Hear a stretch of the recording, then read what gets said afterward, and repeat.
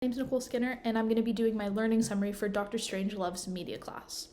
So I'm going to be discussing a few things that were my biggest takeaways from this class and things that are really going to inform my media usage from here on out. So the first concept I'm going to be discussing is, we talked about it in probably one of the first few lectures, is the idea of our contexts.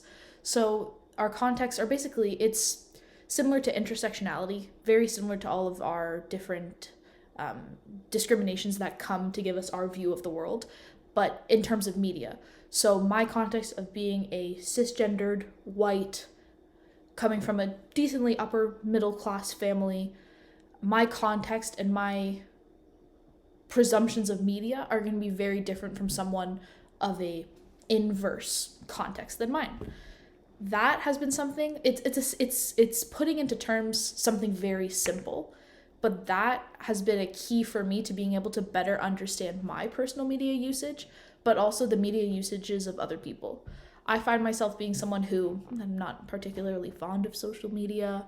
I try and stay away from it, but I find a lot of people in my similar demographic cohort in terms of age and like-minded thoughts are a lot more centered around social media, and that is because of maybe their context or their life experiences that come together to build their contexts. So that's been something that's been very pertinent to me.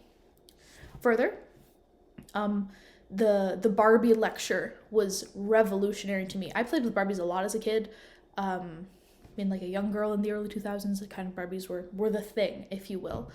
And just the deeper connotation of how over-sexualized the Barbie toy is. The Barbie that we have now of different people of color, different types of bodies, able-bodied, disabled, things like that, that was not around when I was 7, 8. It was just the tiny, petite, blonde-haired, blue-eyes Barbie that there was. That, having that in my context and having that in my life experience definitely depicted how I use social media now and how it influenced my sense of self. Any issues that I've had with looking at my body in the mirror and wondering why I didn't look like that.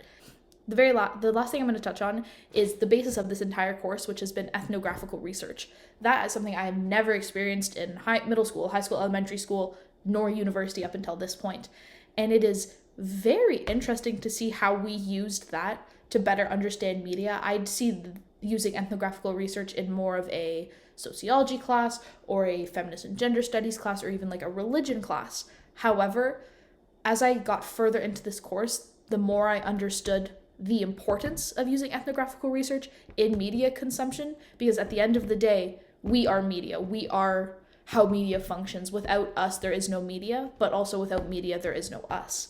And having a better understanding of how integrated media is into our lives and how everything we look at, everything we touch, everything is media has been a very eye-opening experience. This whole course has been very eye-opening, and it's something that I'm going to use and keep close to me as I go through the rest of my university career and my postgraduate education and just the rest of my life, because understanding how integrated media is into our lives has been, like I said, revolutionary for me.